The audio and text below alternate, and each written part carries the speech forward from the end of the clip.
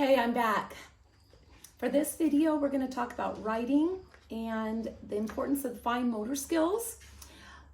I've supplied you with a large container of crayons. Unfortunately, they're not the fat crayons, they're the thin crayons.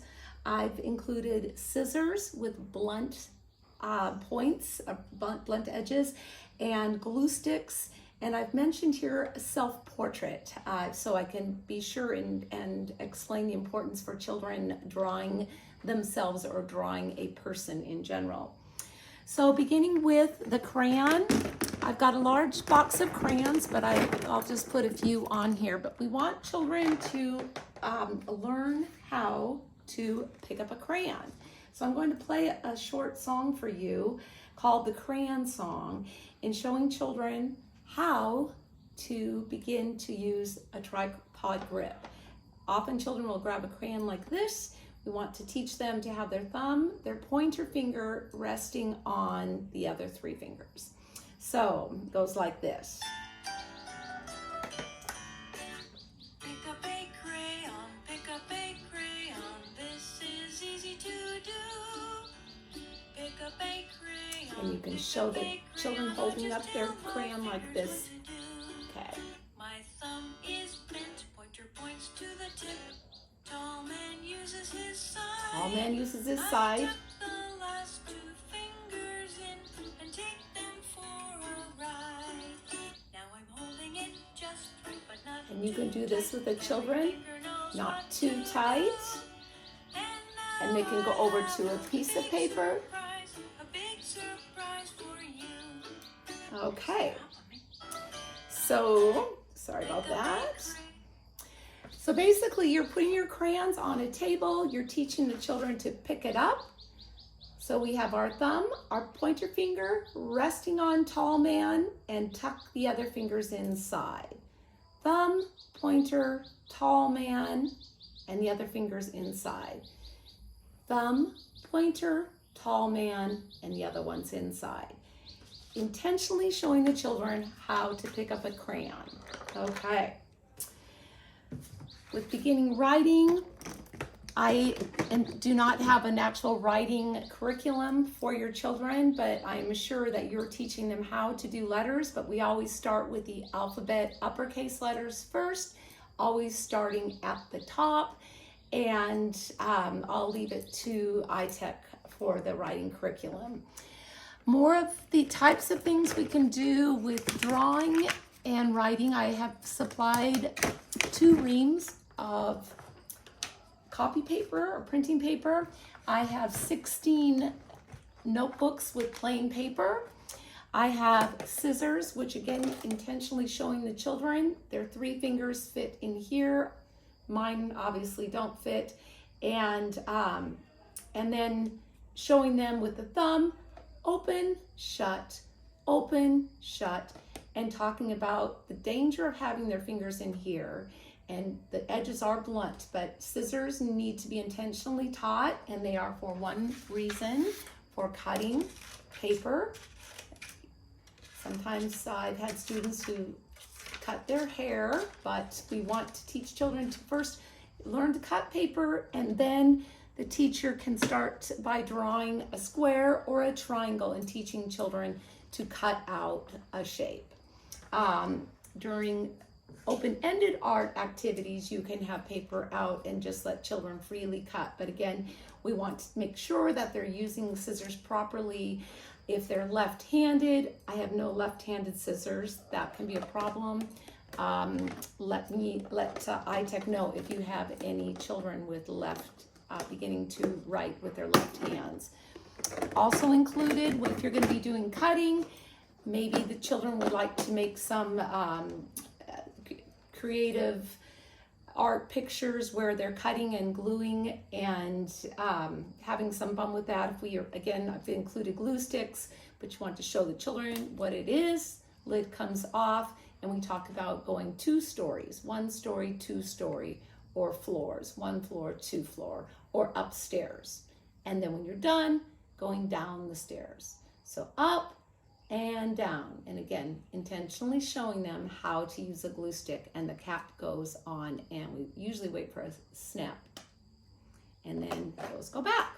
So you can put out paper, scissors, glue, and let them just have fun with that. But again, showing them first how to use it.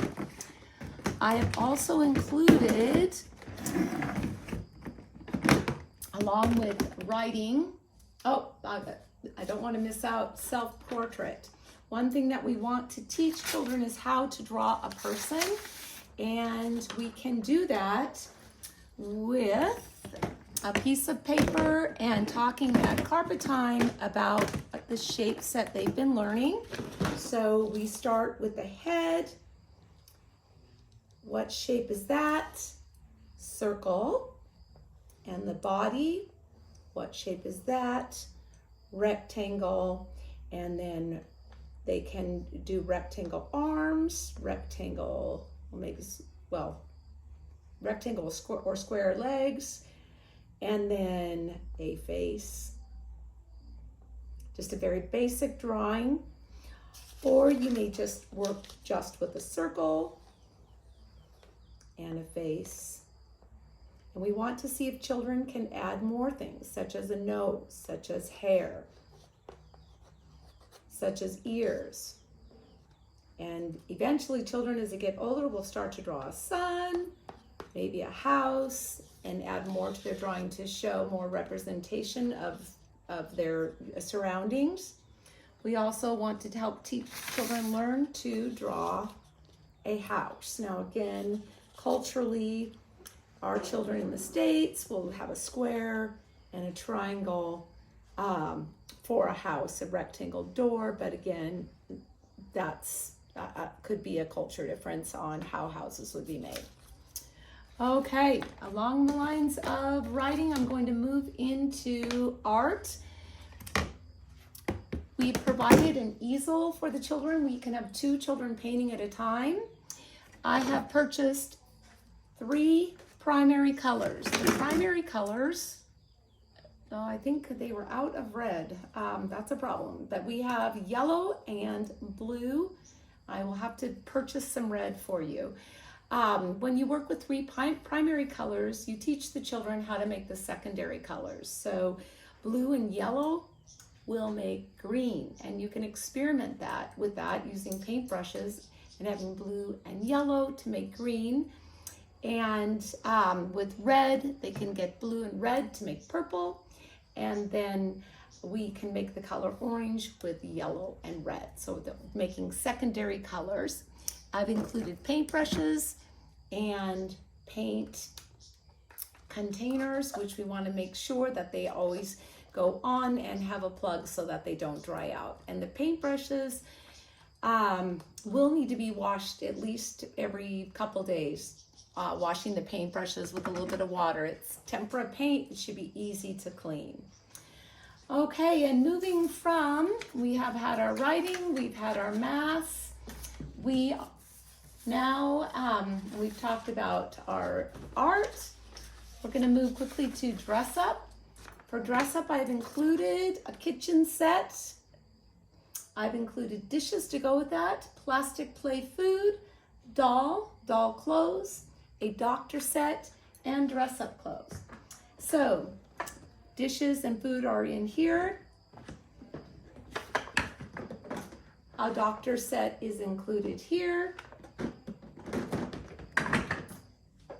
Babies with clothes. This one's missing its booty, but again, with the doll clothes, we want to make sure that children aren't throwing dolls. I often, in my own preschool, remind children about how we would care for a baby. We have bottles to feed the baby, and babies often take a nap. So we want to feed the baby, hold the baby gentle, maybe wrap the baby in a blanket, and we have baby clothes inside this box and a nice baby blanket for the baby to take a nap in a cradle. So we want to show children how we would care for our little ones. Also included with dress up, some butterfly wings, and some little skirts and dresses, a police outfit, and a chef outfit. Here's the other booty. Look at the doll. It's missing its booty. Let's get the booty back on the baby. There we go. Hi, baby. Should we name the baby? And the baby has a diaper on, or a nappy too. So we want to teach how we take care of our babies. Okay, and lastly, for outdoor play, I have included 3 scooters, 2 teeter-totters, 2 large balls. And again, when we go outside, we want the children to have that free time to do as they would like to, getting fresh air, but also at the same time you can teach children how to pass a ball. And I just remembered one last thing, very important center in the container, and that is blocks. And we have made something called unit blocks for the children. I'll show you now.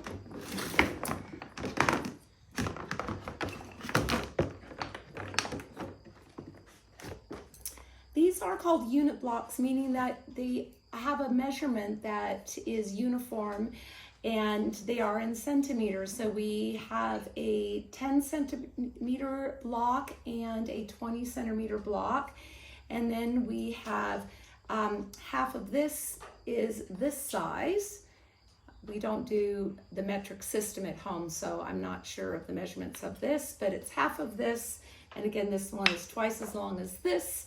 And the children can play with the blocks. They're meant to be plain. They're not meant to be painted. They have smooth edges, and they are in a center called the block center, which will include several cars. We have Matchbox cars and plastic people and animals. And also in the block center is something called magnetiles. These go together, stick together by magnets, so the children can feel and understand the force of magnets. And so these are lots of fun. The children back home love magnet blocks, so we have those. All right, thank you for listening. There are a few things that I haven't mentioned, such as some sequencing that can also go along with math, but each box is labeled.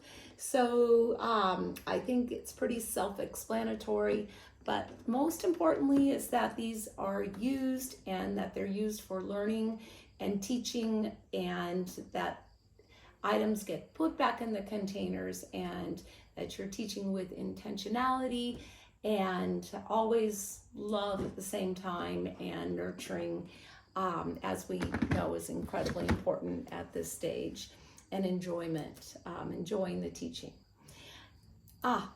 One last thing, Play-Doh. There is a large container of Play-Doh with several colors inside, and Play-Doh tools. So we put pieces of Play-Doh on the table, teach children to flatten it out and make shapes. Or there are presses, which you put Play-Doh in here, press it through, and voila, you'll see something come out. Children love to use these too. Always clean out the Play-Doh when you're done at the end of the day. It dries and isn't fun when it dries up, so put it back into a covered container. Alrighty, that's it for now. I look forward to coming and back the following year and seeing how much fun you've had with these supplies. Thank you, bye.